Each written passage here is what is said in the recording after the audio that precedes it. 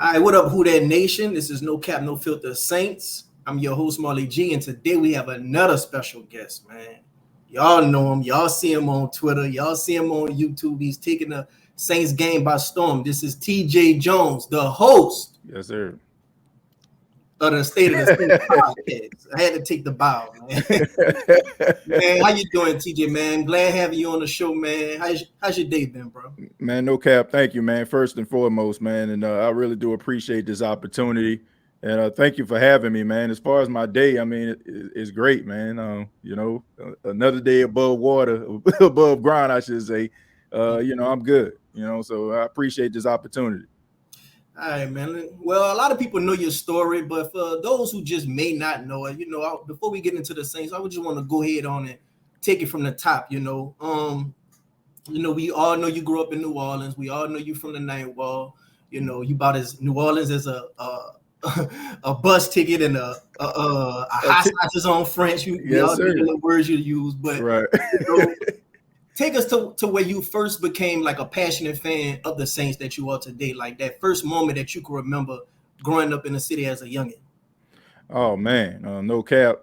To be honest with you, my fandom comes from my grandmother. My grandmother has been a huge Saints fan since since the expansion. You know what I'm saying? Like back in '67, and her love and her passion for the New Orleans Saints just kind of just became a little bit of something that just kind of grew inside of me.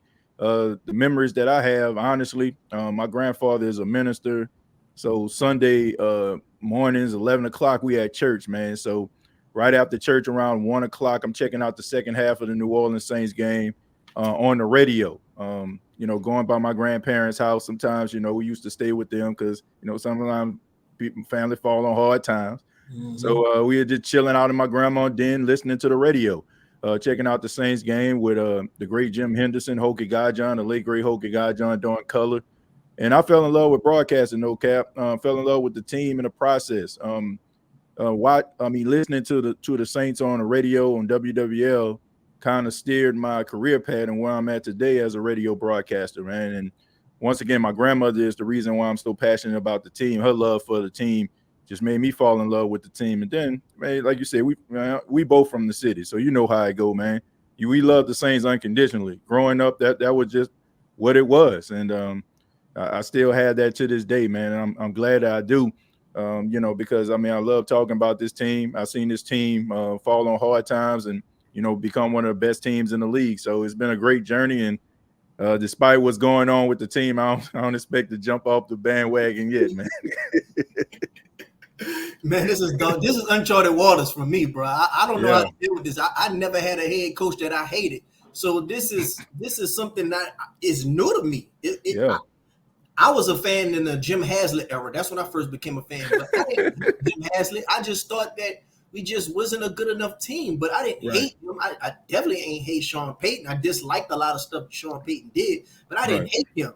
I think I hate Dennis Allen, and I'm pretty sure a lot of people on Twitter can vouch and say I'm probably one of the top people that just do not like Dennis Allen. And I probably sound a little, well, I ain't gonna say a little, I'm probably one of the most pessimistic Saints fan right now on Saints Twitter. But, I wear that badge. I deal with it. But, I've been checking out your pod, man, and it's a very good pod. One of my favorites, to be honest. I appreciate it, man. I'm not just saying that just because you're on the show. Like, whenever I tell somebody it's my favorite or up there in my top 5, it's really coming from the heart. So, what gave you the inspiration to do the pod in the first place? To be honest with you, the Tampa Bay Buccaneers Saints game back in 2018, everybody expected for the New Orleans Saints to win that football game. It was the first game of the season, and Ryan Fitzpatrick was the quarterback. And that's when Ryan Fitzpatrick lit the Saints up for like 415 yards, and they put up 40 points on the Saints, and nobody saw it coming. And I can remember at the time, I just moved to South Carolina. And I just got a job at the radio station that I'm at, WLGI. Best cool thing about this is, man, I had at the time he retired and I took his spot. My general manager used to give me like complete access to the station, be able to use the resources and stuff. And I stayed like maybe 3 minutes from the station. So I was just so hot, man. You know what I'm saying? I went around the corner, just recorded myself. I didn't expect to put it out, no cap. I didn't. And then I played it back, man, and I'm like, I'm gonna go ahead and put this out, man, because I feel like it's very rare that I listen to myself and I'm like, okay, I'm satisfied with what I put out. And I just put it on YouTube. It was basically just a voiceover. I put a little slideshow together, kind of coincide with what I was talking about. And the rest is history, man. I just felt like it was something that I can do every single week. I had a lot of podcasting ventures in the past, man, but there was very little passion behind it. You know, it was me kind of trying to find myself. And one thing that I love is sports, man. And I definitely love the New Orleans Saints. And it's not too much anybody can tell me about the team. Like I said, I'm embedded in this team. I'm embedded in the city. I know the pulse of the city. I don't live in New Orleans anymore, but man, you know, when you're from the city, man, it's in you, regardless. Like when you go home, when you hit the city, you can roll around the city with your eyes closed. And that's how much, you know, the love and passion that I have for this team, man, is one of the main reasons why, you know, I decided to continue to do the State of the Saints podcast. And today, man, I'm glad that it's one of the top Saints podcasts out there, man. And it's a blessing. Right, man. And I'm here to tell you one thing, man. You are heavily blessed, man. This podcast really took off for you. You're like one of the top in the game right now. You're on top of your game right now. And shoot, I'm happy that you're here, man. Throughout your time, I remember you saying that, you know, you got everything that you earned by working hard, and you started off in your closet recording content, and then you went from the closet onto the combine, you know, from the combine to having a whole lot of respected guests on your show. Like throughout all this time span, what's your most proudest moment? My proudest moment, to be honest with you, is every time y'all see my son come up in here. And the fact that my 4-year-old son, his name is Paxton, he comes in here and he basically can like quote the same exact intro that I do every single time, right? You know, the fact that he actually sees that and he has like a sense of pride of that's my proudest moment, you know, as a podcaster, you know, as a person, as a dad. As far as like a crowning achievement, it had to be when I went to the combine last year, you know, man, because it was one of those moments, no cap. It's like nobody expected for me to be there. You know, like nobody expected for me to be there. I had no business being there. Like I didn't go through like the channels where people, you know, work at a news publication and they, you know, pay the dues by doing all that stuff, man. All I did was, you know, put out content and didn't take no for an answer. You know, like sometimes, you know, people will tell you no, not right now, but I always ask the question, why not me? You know, like people look at what they have to offer. They probably go back and they look at their camera quality. They go back and look at their background and they size somebody else up, probably have better resources at the time. But I never felt like, you know, I didn't belong. Like I feel like I'm just as good as everybody else. If you haven't heard about the State of Saints podcast, you ain't hear about it yet. But I've always felt that passion, man. And honestly, when I hit the combine, it was just like, you know, like I deserve to be here. You know what I'm saying? Like this all the hard work, all the dedication, starting off in a closet with no webcam, basically just iPhone 10, dog. And when you go from that to being able to ask the #1 overall pick, Bryce Young, a question, like, I mean, it pretty much come full circle. So I tell everybody, man, anybody that's listening to this, you got passion behind doing podcasting, man, don't worry about what nobody else doing.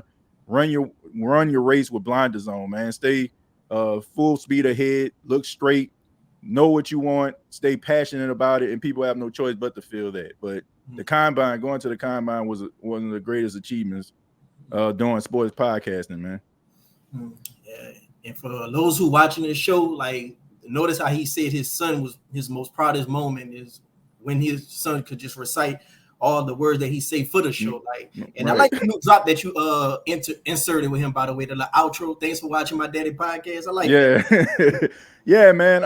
It's crazy how that happened though. So he was at the station, the radio station with me, and you know, he wanted to like talk on the microphone. So he was like trying to talk like and try to say certain things because, you know, he saw me doing it.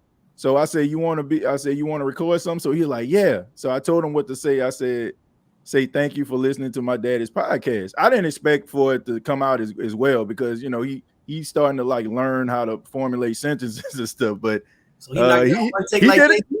Huh? What'd you say?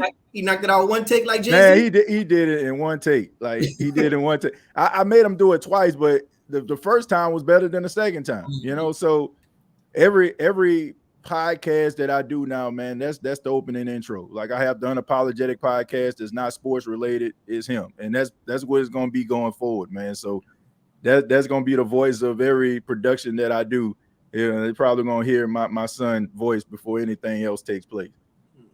All right, cool, man. I hear a lot of the drops like that into the music that's been going on, and then a lot of these drops coming into the podcast. I like it, man. But let's go ahead on and talk about this damn team that just got us out of heart and just always just seem to just stump on our heart. Just that one X that we just can't shake, and like, God damn, gotta go by her ass again. But I know it's toxic, but it's my baby. But man.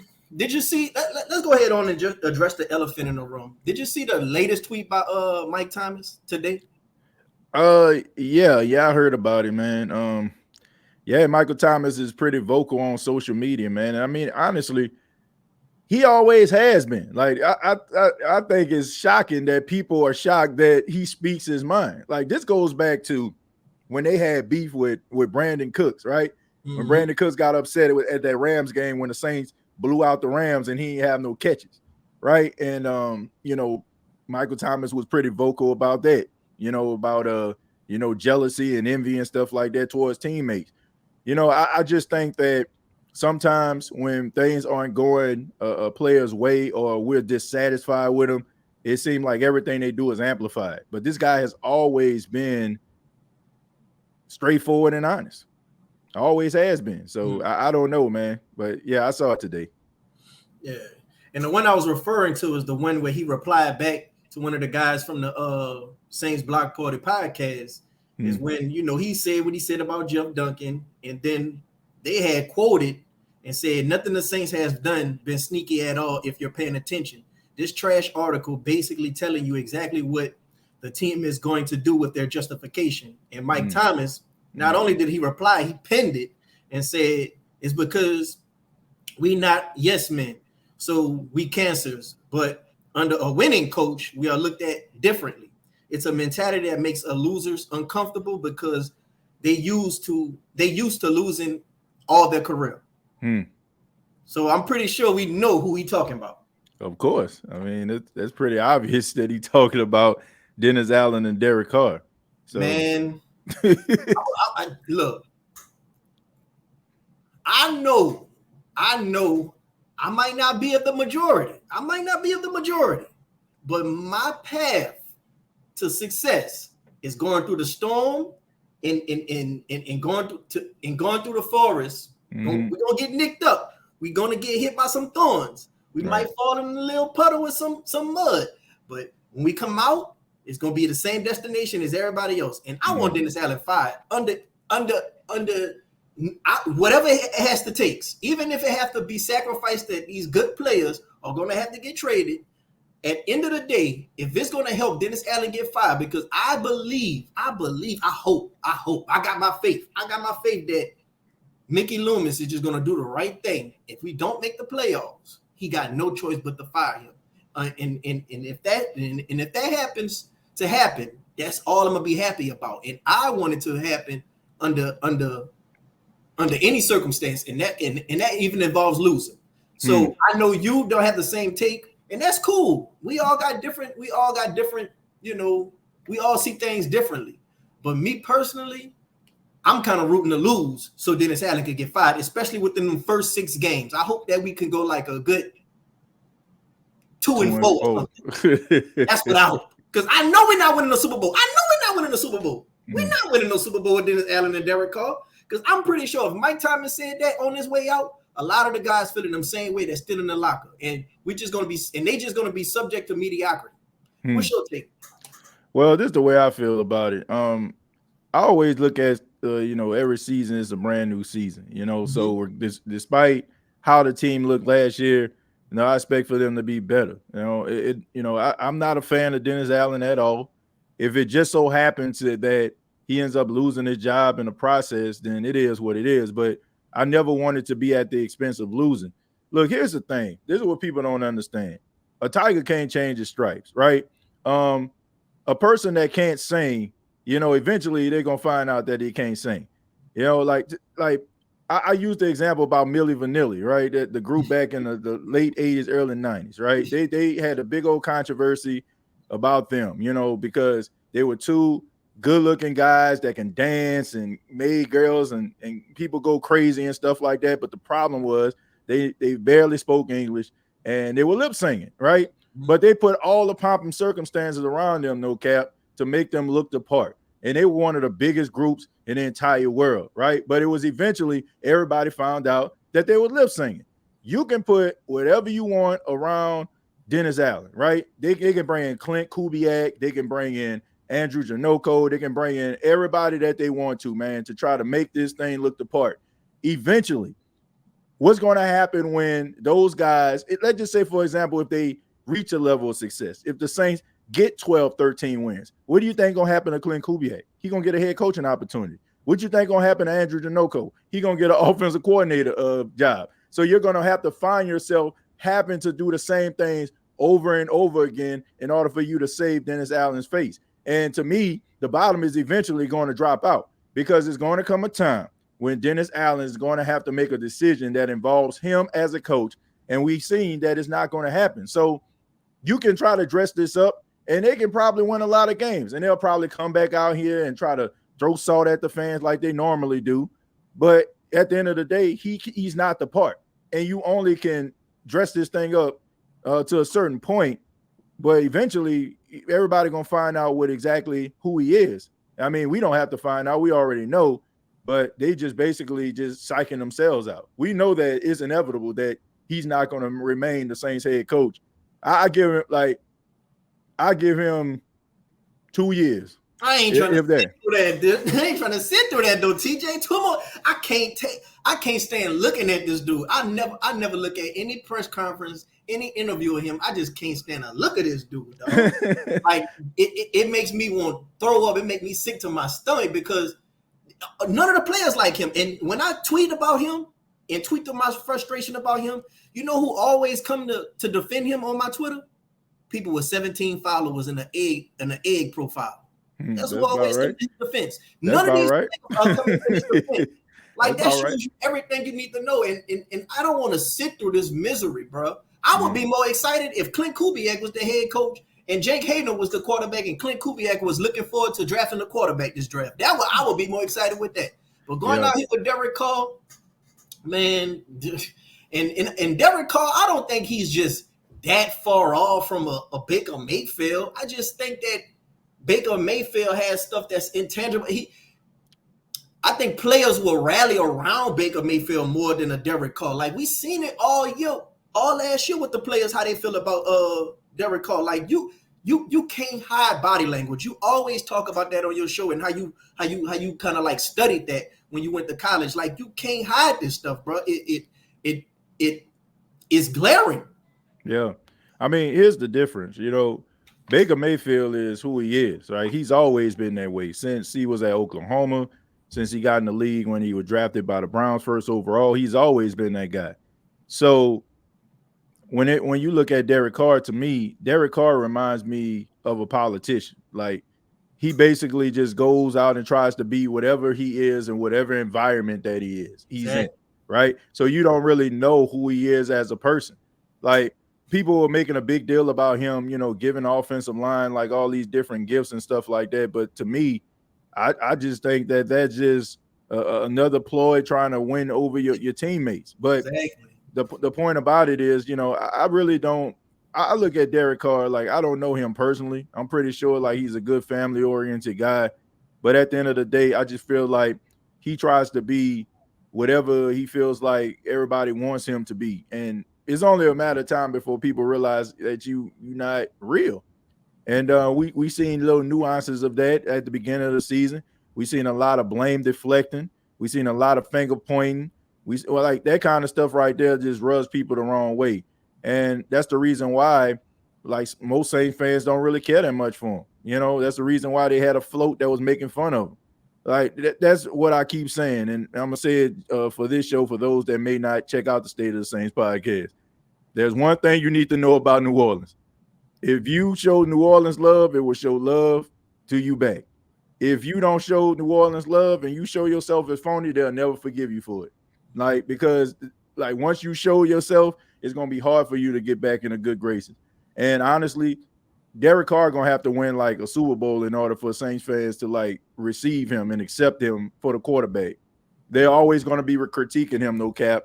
Like he can have a 300-yard game and 3 touchdowns, and then if he come back next week looking like slow, people still gonna be like, yeah, he garbage. You know, he got to win them over. He got to win something significant in order for him to win back the people in New Orleans. Because right now he ain't got it.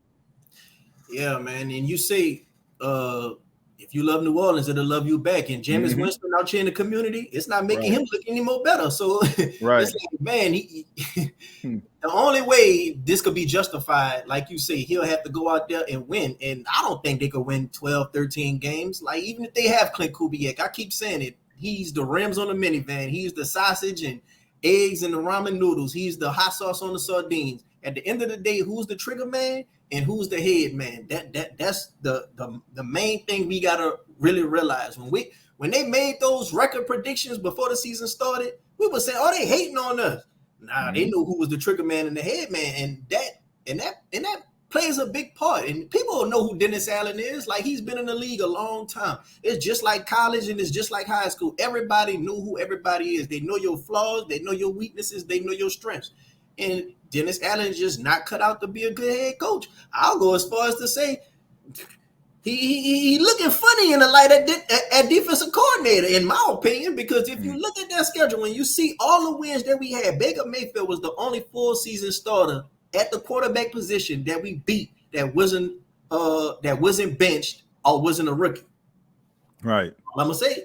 That's all I'm gonna say. So well, he could get that title for best defensive play caller, but you got to look at who he faced. But he's still a good defensive coordinator. He get fired, he gonna have a job the very next day. I understand that. Yeah, I mean, you look at the NFC though, no cap. I mean, nobody is like running away with it.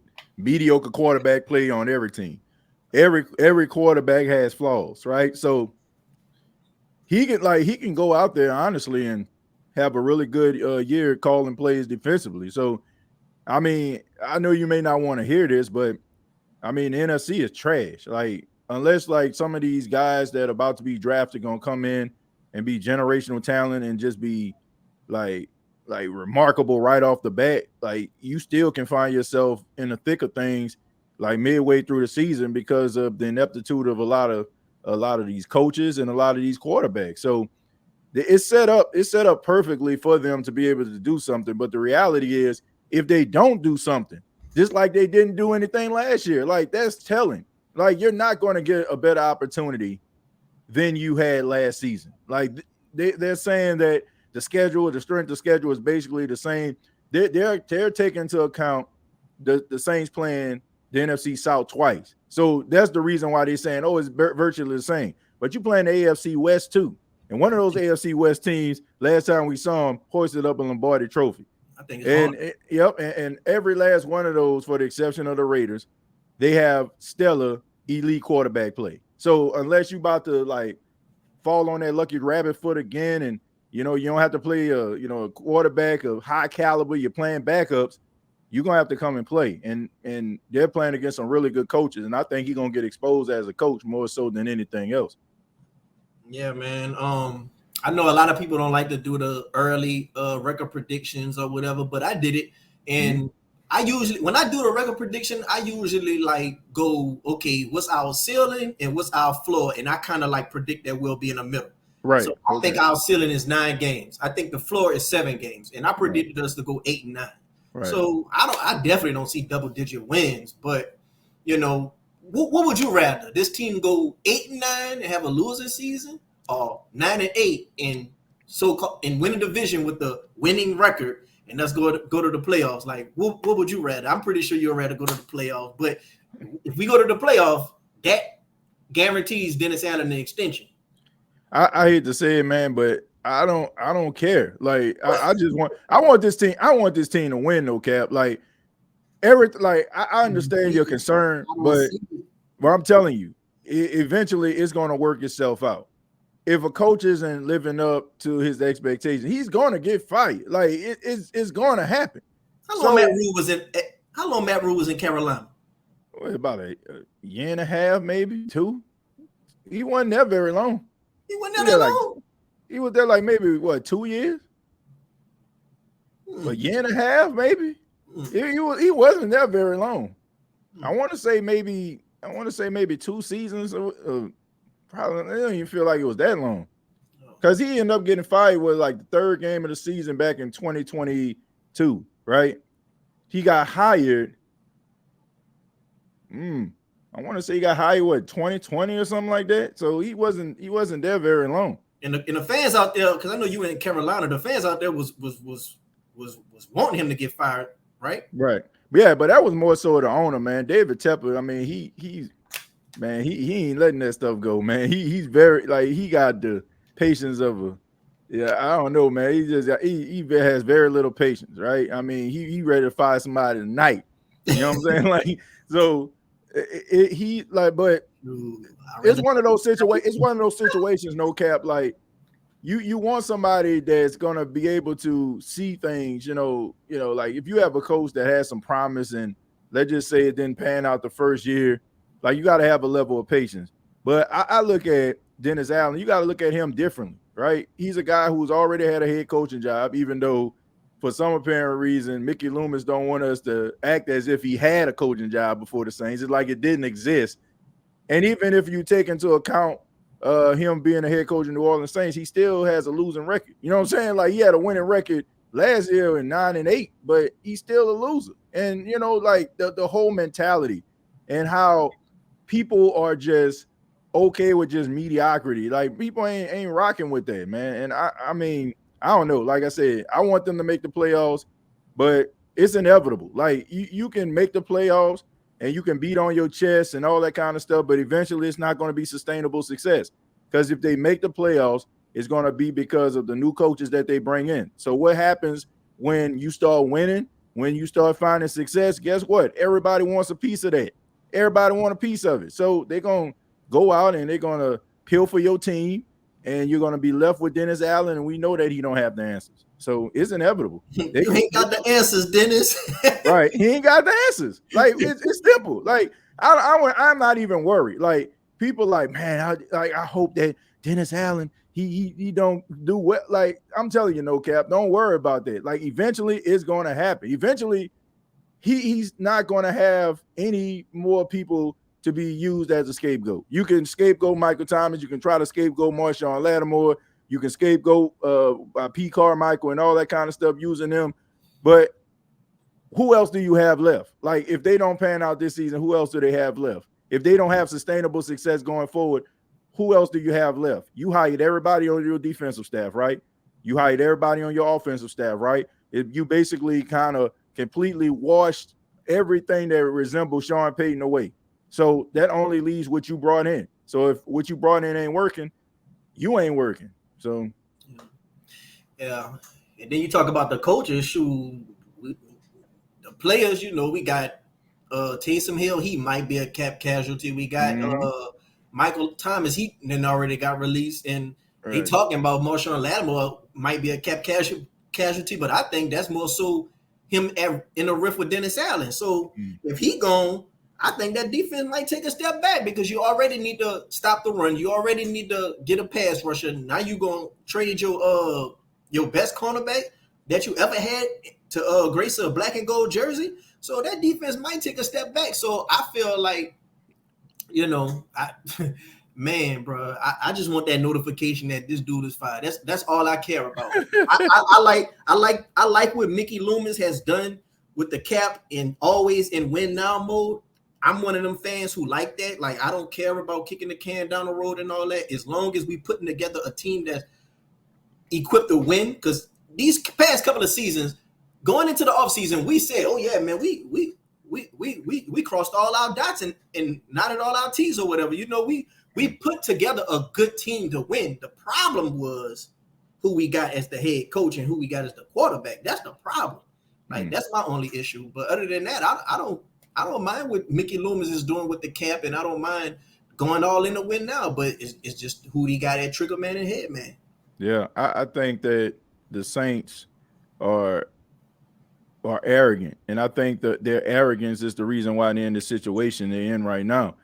Like it's just this false sense of reality that they have, and they get mad because we don't want to share the same type of not naivete as them. Like we're not naive. Like we understand, like y'all not as close as y'all trying to make yourself out to be. We understand that. And it seems like they're mad because we don't want to accept what they're given. See, that's the problem. Like when the Saints started winning, right? They had some bad seasons in between, no cap. But because they were winning and they could kind of dangle prosperity in our face to a point where it was around where if you've been a Saints fan long enough, you ain't seen very often. So you like, okay, we're gonna give you the benefit of the doubt. Y'all brought a Super Bowl here, man. We won a division last year. We ain't make the playoff this year. So we kind of understood that because we knew you still had Drew Brees, Sean Payton, right? So, but they're working as if they still have those two individuals, and they do not. And they think that people are going to just follow Dennis Allen and Derek Carr, and they trying to make this whole thing look like, I guess, like, great value. Sean Payton, Drew Brees here, but I mean, nobody's buying it. Nobody buying it. And man, it just rubbed me the wrong way. Like at the end of the season, it's like I can't remember who it was. I want to say it was Fletcher Mackle from WDSU. He asked a question about what message would you have to the fans, and I mean he gave like a very vanilla answer. It was almost to a point like the fans are beneath them. Why am I wasting my time? The fans don't know what they're talking about. But I'm like, the fans are the ones that's paying their hard-earned money to come out here and see this team. The fans are the ones that dedicate their life to the football team and supporting this football team. And I just don't like the way that Mickey Loomis came to the podium chewing that gum like that. That was mad disrespectful. And Dennis Allen's like answer towards the fans, like he don't owe them any type of explanation. Like, man, those type of things right there just tells me that it's not about winning. It's not about winning. It's about Mickey Loomis trying to be right, about hiring Dennis Allen post Sean Payton, and he's trying to make Dennis Allen work because he wants to show everybody that it wasn't Sean Payton, it was him. He had played a huge role in that. So this is a Jerry Jones type situation, and you have to take into account he's third in command of the whole entire team, so he can do whatever the hell he wants, right? He doesn't have to worry about, oh, I'm about to get fired like some of these other GMs. He can keep on messing this joint up and just keep on coming back and giving us whatever he wants because he's not going to go anywhere. Who's going to fire him? You can't. Yeah, man. Well, at the end of the day, I think their best chance to have some type of success is to bring in some new talent in. We all know that's going to have to come from the draft. So when it comes to the draft, this team has a lot to work on. Like, we really can't go wrong with picking any player so long as they're not Eric Watson from Jacksonville Community College with medical history injuries. Right. So as long as we pick a productive player in college that has shown himself to be successful on the tape, and he is a big name at the highest level in college, I think we can't go wrong. Like, I don't think any fan should be upset with any pick we have so long as it's a big name, and that go from the offense side or the defense side. Like, you can't really be mad because we have just so many holes. TJ, we got an offensive line holes, we got defensive line holes, we got pass rushing, we got run stopping. You name it, we need it. Right. You name it, we need it. So exactly. As far as Clint Kubiak, he's bringing that new style of offense to this team. Do you think we really need to work on the offensive line in this draft? What I know you think we need to work on the offensive line in this draft, but don't you think that just that scheme alone will help that unit? Absolutely. Any offensive lineman will tell you. I remember I talked to Zach Streif a while back, and he was saying, offensive line they like to run, like they like to run block more so than pass protect. He was talking about like how they kept on dropping back. And he had to go over to Sean Payton and say, hey, look, can we run the ball every now and then? So yeah, this is definitely an offense that is kind of run oriented, so that kind of plays into the hands of guys like Alvin Kamara and Jamal Williams, Kendra Miller, like that'll help, and also it'll help Derek Carr too, because it takes the ball out of his hands having to throw the ball 35 times a game, which to me, that's just not it. Like if you go out here trying to make Derek Carr your focal point, then you basically just squandered the entire season. They need, like, what you're going to see is a lot of like underneath passes. You're going to see a lot of like play action passes to kind of set up passes down the field. That's what you're going to see in a Clint Kubiak type offense, because that's the way the 49ers run. A lot of what the 49ers get, a lot of people think about those plays being explosive, but it has more so to do with the guys getting the football, making those plays explosive. Like Christian McCaffrey turning a 6-yard gain to a 56-yard gain, and George Kittle, breaking tackles, and Deebo Samuel. So it has a lot to do with the skill players that you have on the team. So I expect for guys like Shaheed and Chris Olave to really really show like a side of themselves that a lot of Saints fans didn't see.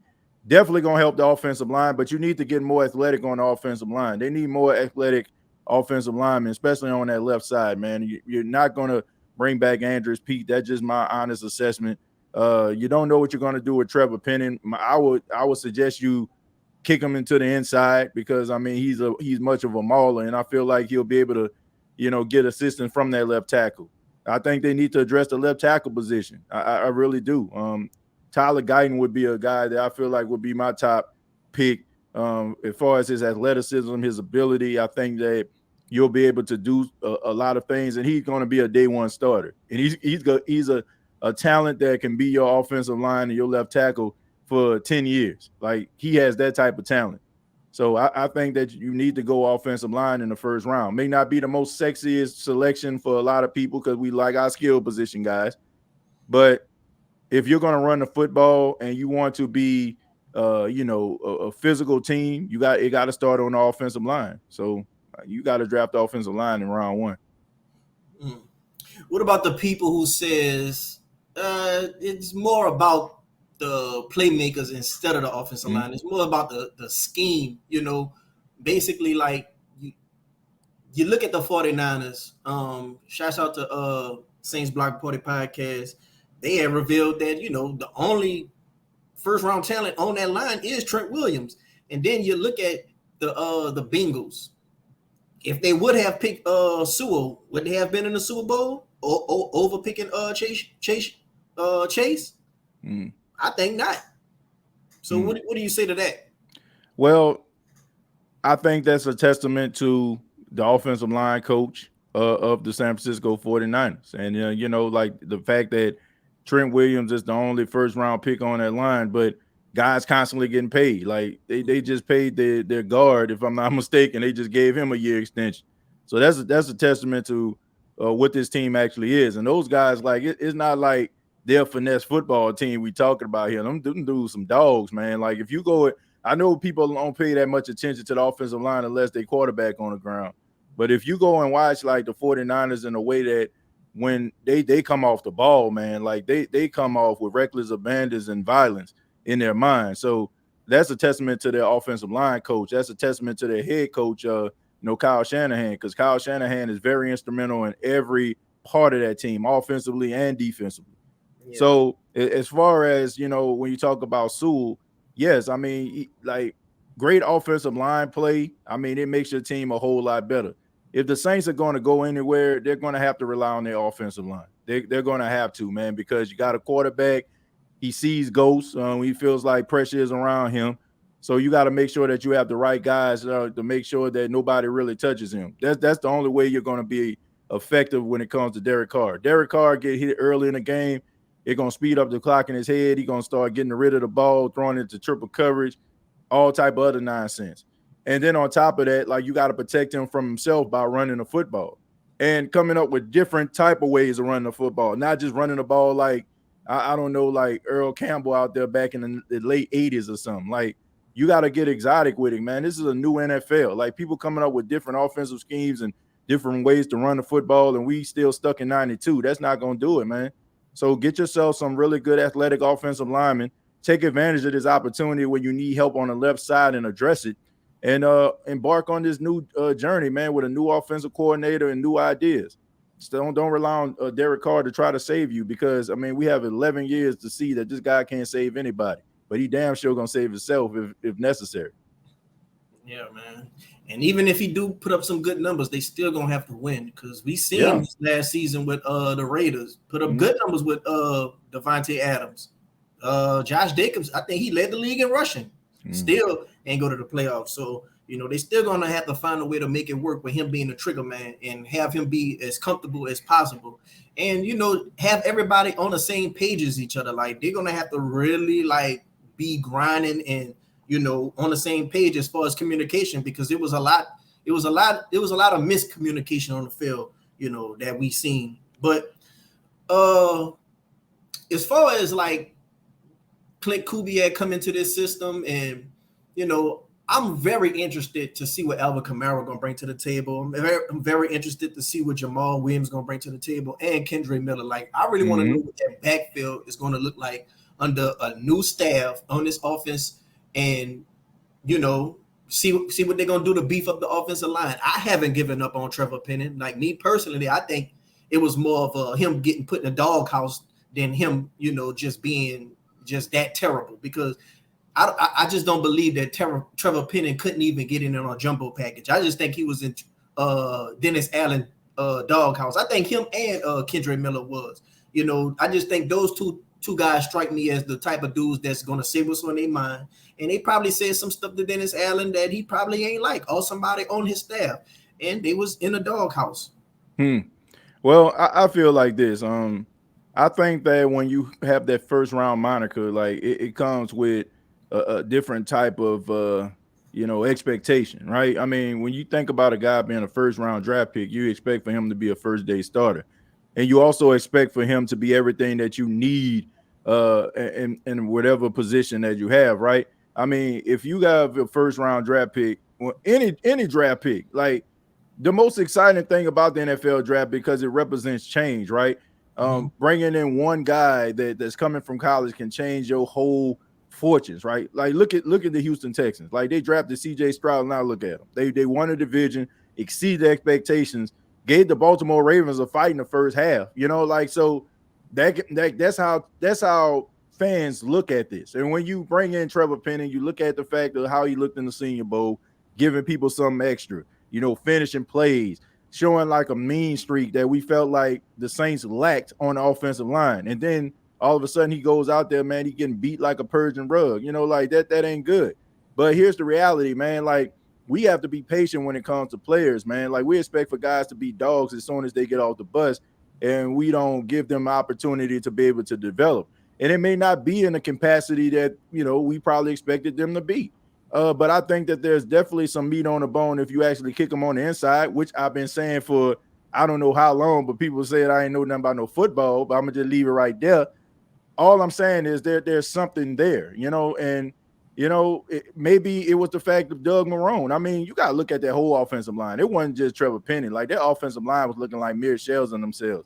Yeah. And you got guys like Eric McCoy, Ryan Ramczyk looking suspect. Like, when did that happen? Like, the whole offensive line as a whole unit looked like trash. So maybe you have to think about the coaches. That's why I tell people all the time, like, if we're going to criticize a team, we start criticizing the effort and how they look. Like, how can we not conceive that maybe it's the coaching too?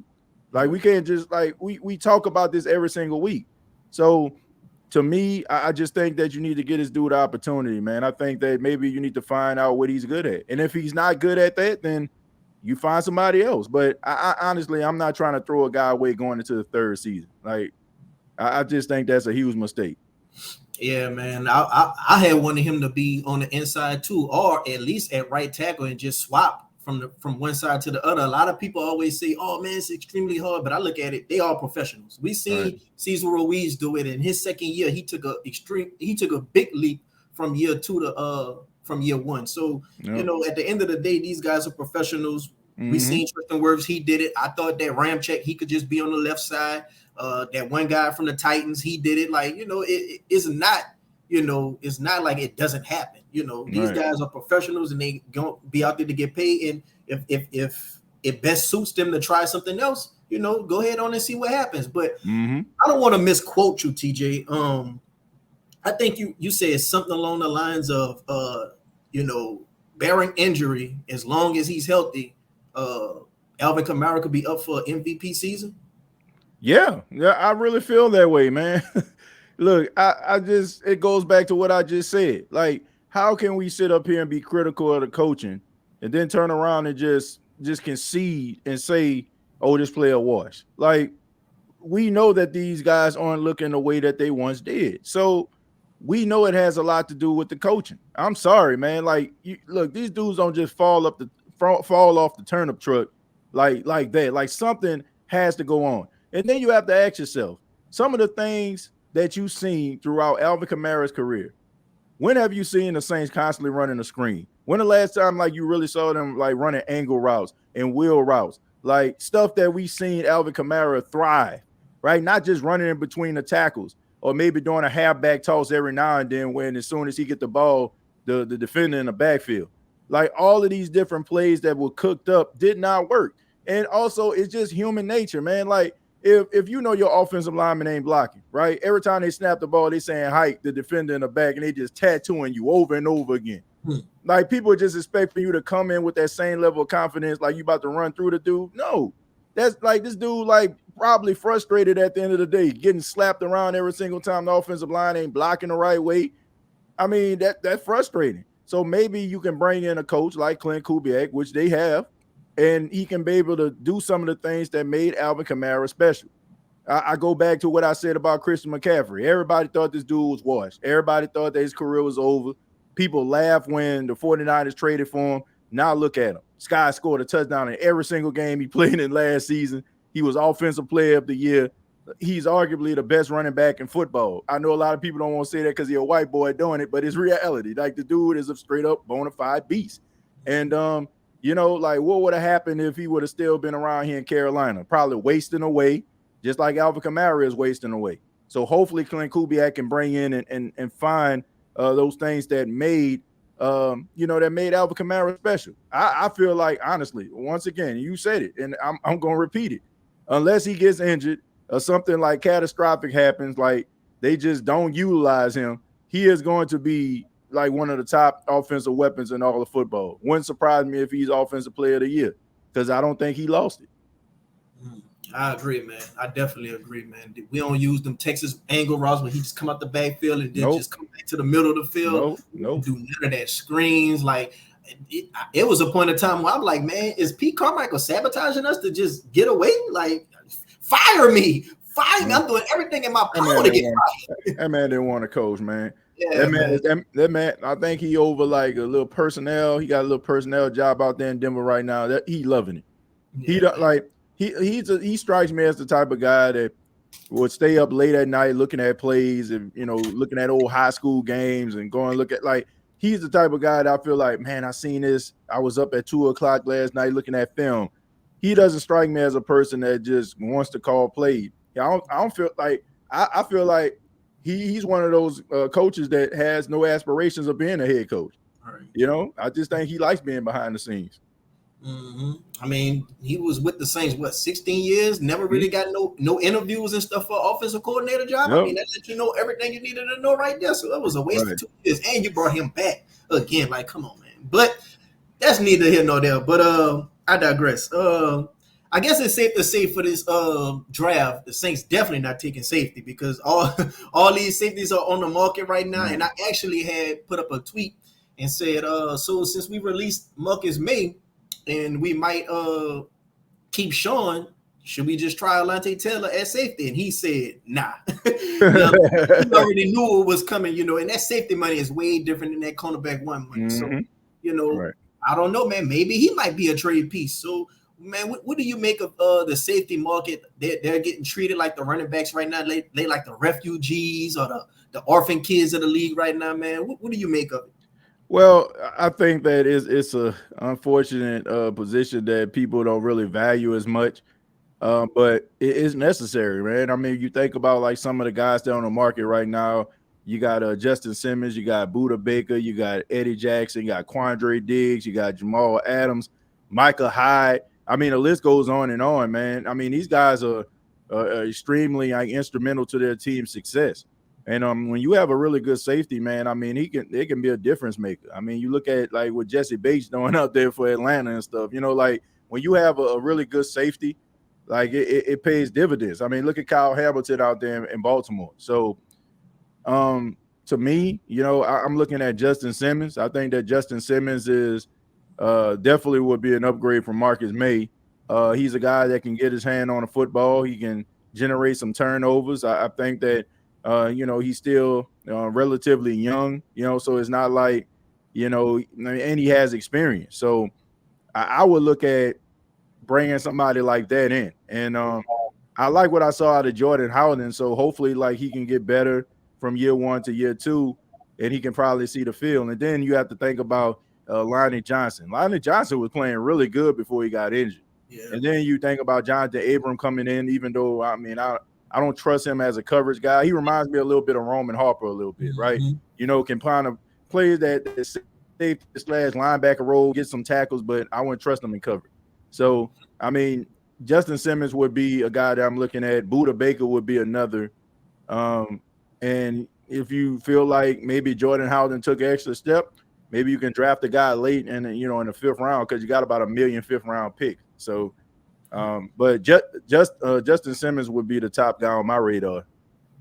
Yeah, man. I think a lot of people are looking at Simmons right now. He's like the prize. He's like he's going to be the Jesse Bates of this offseason when it comes to the free agent market with the safeties. Right. But yeah, man, like they got a lot to work on, bro. They have so much things to work on. Like they have, to me, like we don't really got no components of a deep playoff team. You know, I think that, you know, our ceiling is maybe the Buccaneers from last year, you know, and the Buccaneers, they did get lucky and ran into a team who was just spiraling downhill and the Eagles. But, you know, I think that's our ceiling. I really feel like, can we trust Dennis Allen at head coach? Can we trust Derek Carr? You know, we all in there trying to win now, but ironically, we got career losers at those two most important positions.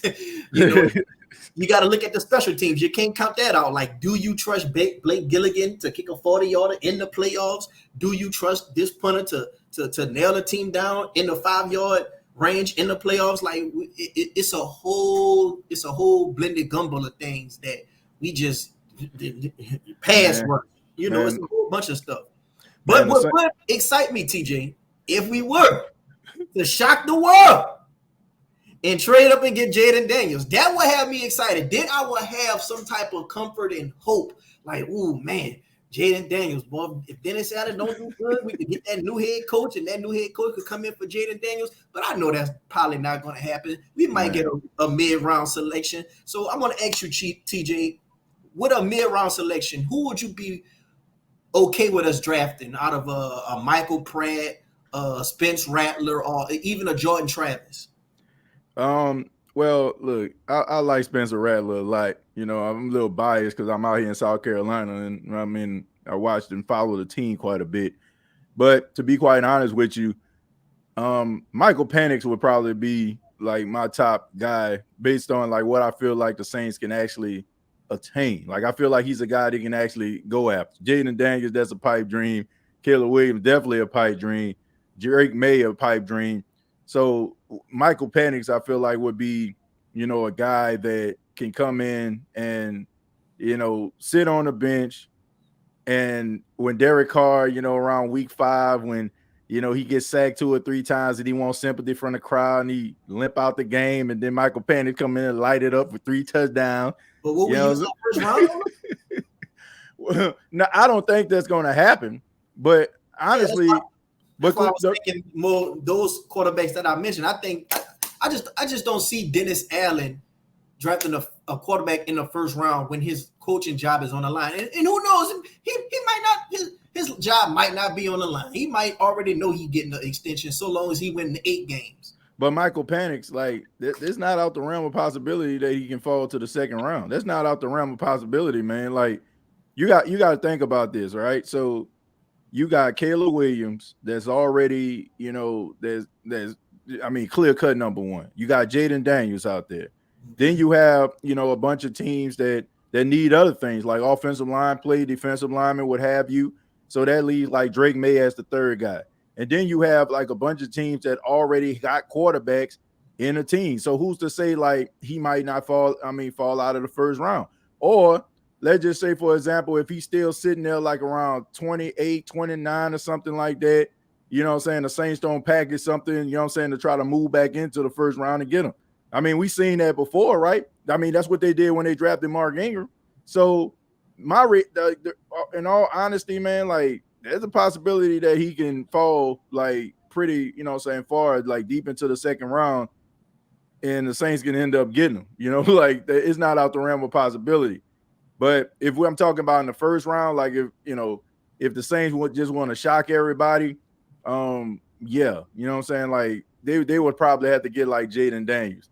Like I feel like if they would like, I feel like if they were to like shock the world and just come up with this package, like, okay, we're gonna get Jaden Daniels no matter what, then I feel like the Who Dat Nation will be really excited and they'll probably be willing to forgive like some of these transgressions that have taken place. But I don't know, man. Like this team they don't strike me as a team that really cares about what the fans think. They care about what they think at the end of the day. They feel like they're the smartest people in the room.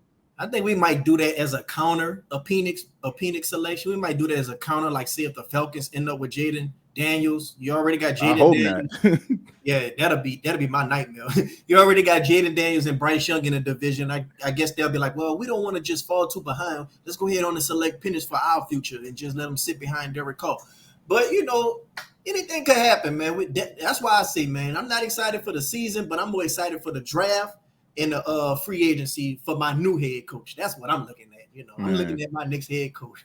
He's just a place.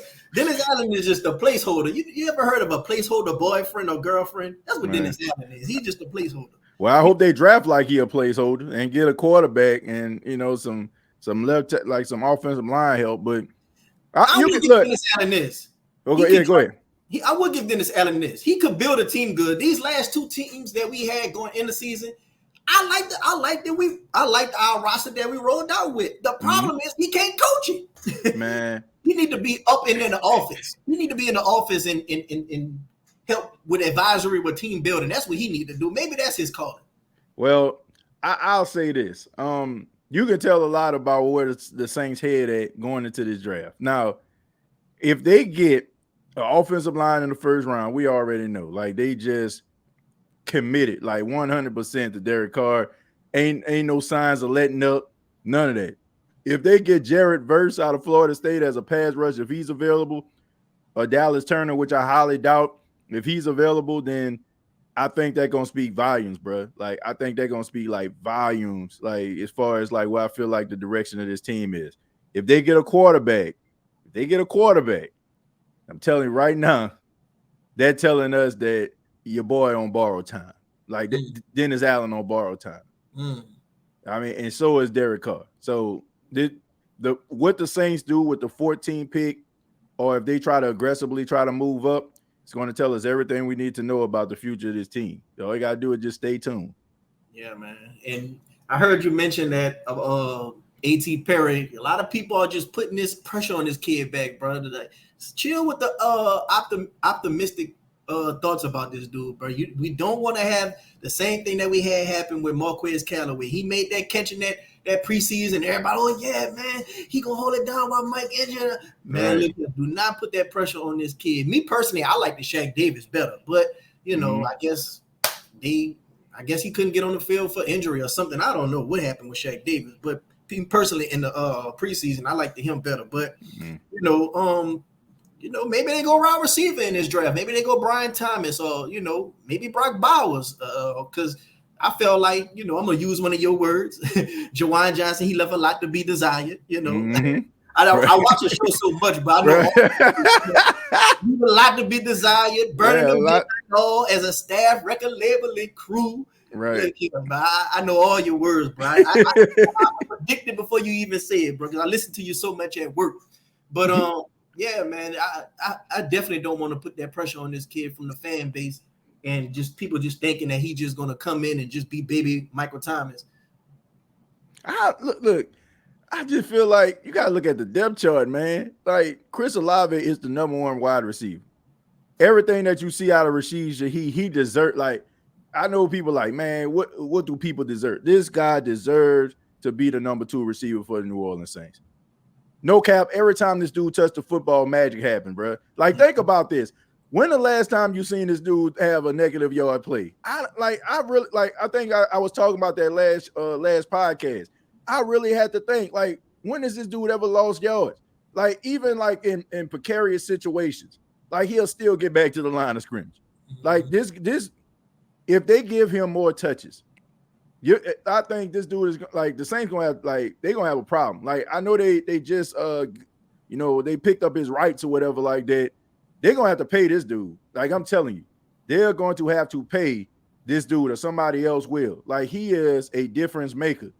And when you look at A.T. Perry, look, I'm not expecting A.T. Perry to be Michael Thomas, and neither should any Saints fan. Like I understand people all excited and stuff like that. I mean, he got a really, huge catch radius. He's 6'5".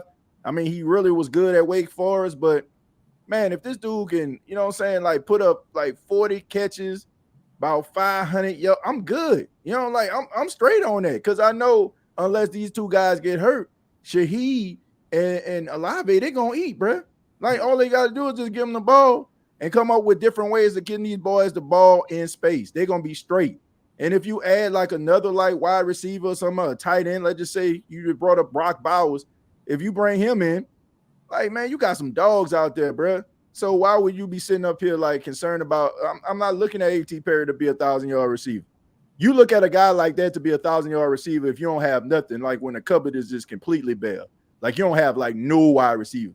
But the Saints already have really 2 really good young wide receivers already. So if A.T. Perry can give you a little bit of something, right? I mean, you give you a little bit of something, you're going to be straight. Yeah, I really feel like a lot of people think we're going to just mimic the 49ers. I think we'll mimic the Miami Dolphins more. Like, I think they kind of like compare to our team more than with the 49ers is. Like, I don't think we got a lot of yak blue collar hard hat players on our team except Taysom probably. Other than that, I don't really just see it. But I'm gonna go ahead on and get ready to let you go, TJ. Man, it was a pleasure having you on the show, man. I had real fun. We definitely got to do this sometime in the future, maybe around when the draft start to pick up. But man, thanks for coming on the show, man. TJay Jones, the host of the State of the Saints podcast, man. Go ahead on and let the people know where they can find you and all your stuff that you got upcoming that you would like to share with the people. Well, thank you, No Cap, once again for having me here, man, on your channel. Once again, my name is TJay Jones. Yes, I am the host of the State of the Saints podcast, and you can check it out on youtube.com. Search the State of the Saints podcast, and also on X, you can follow me at TJay Jones 8. You can check out Saints Talk on Bleacher Report. We do a weekly Saints podcast on Bleacher Report every single week, and that's where you can find me, man. And looking forward to what the season has in store, like good, bad, and indifferent, man. We still gonna be saying who that at the end of the day.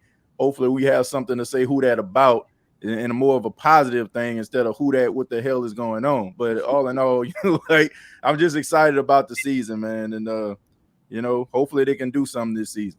Yeah, hopefully we get another famous draft reaction for you this. Oh man, the Saints have selected Jaden Daniels.